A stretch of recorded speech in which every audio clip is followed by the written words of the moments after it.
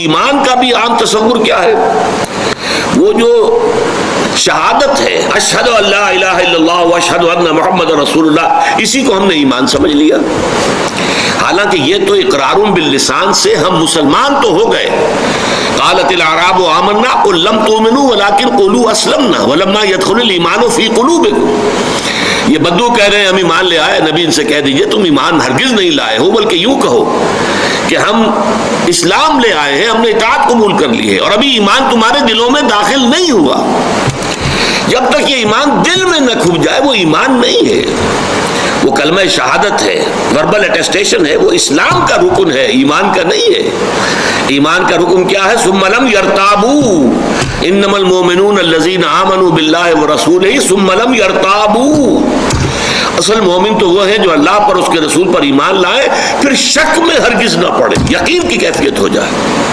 پھر عمل صالح، جیسا کہ میں نے کہا قرآن مجید میں شاذ آپ کو بڑا تلاش کرنے کے مقام تلاش کرنا پڑے گا جہاں کہ ایمان کے ساتھ عمل صالح کی شک موجود نہ ہو، وہ لازم و ملزوم کی طرح ہوتے ہیں. پھر یہ تواصی بالحق اور تواصی بالصبر ہے.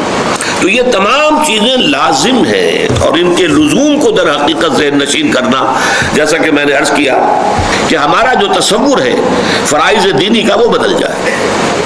اب دیکھیں ان چاروں چیزوں کے اندر در حقیقت یہ چار چیزیں نہیں ہیں بلکہ یہ ایک ہی سلسلے کی چار کڑیاں ہیں.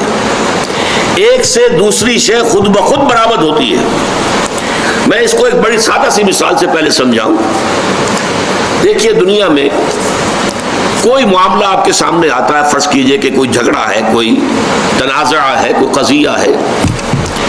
پہلا کام، اگر آپ واقعتاً شریف انسان ہیں، مضبوط سیرت و کردار کے مالک انسان ہیں، صاحب کردار انسان ہے، تو پہلا کام کیا ہوگا کہ آپ اصل حقیقت تلاش کریں امکانی حد تک کہ مسئلہ ہے کیا، کس کا حق ہے، کون برحق ہے، کون جو ہے اس کا حق ثابت ہوتا ہے.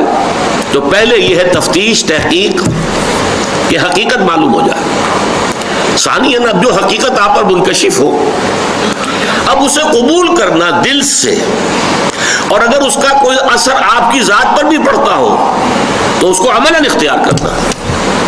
فرض کیجئے کہ اس معاملے میں کوئی ایسا پہلو نکل آیا ہے جس کی زد خود آپ پر پڑ رہی ہے، تو اس لیے کہ مجھ پر زد آ رہی ہے یا میرے والدین پر آ رہی ہے، میرے رشتہ داروں پر آ رہی ہے، اگر غض بصر کریں گے، صرف نظر کریں گے تو معلوم ہوا سیرت اور کردار نام کی کوئی شے نہیں ہے، پھر بودا انسان ہے، کوئی حیثیت نہیں.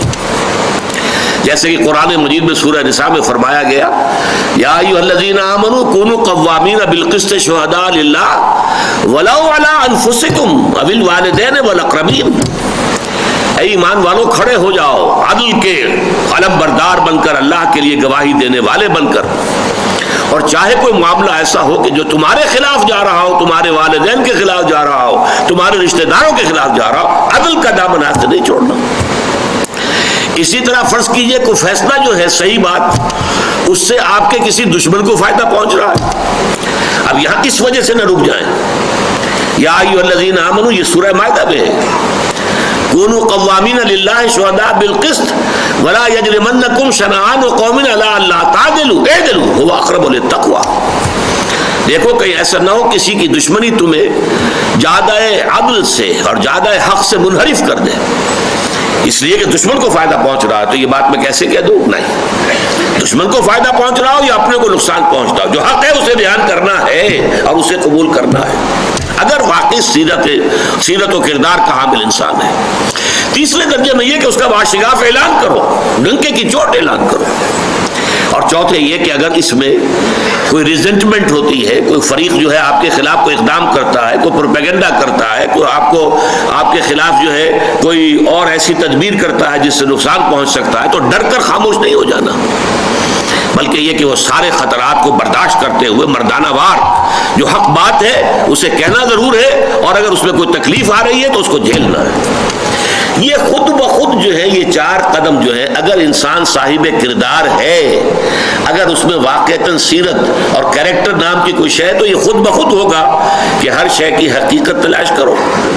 نمبر 2 اس کو قبول کرو اور اس کا کوئی عملی تقاضا ہے تو اس کو پورا کرو، اس کا اعلان کرو ڈنکے کی چوٹ، اور اگر اس میں تم پر کوئی تکلیف آئے تو جھیلو، برداشت کرو، مردانہ وار کھڑے ہو جاؤ۔ یہ 4 چیزیں میں نے آپ کو عام دنیاوی معاملات کے اعتبار سے بتائی کہ یہ ایک دوسرے کا منطقی نتیجہ ہے۔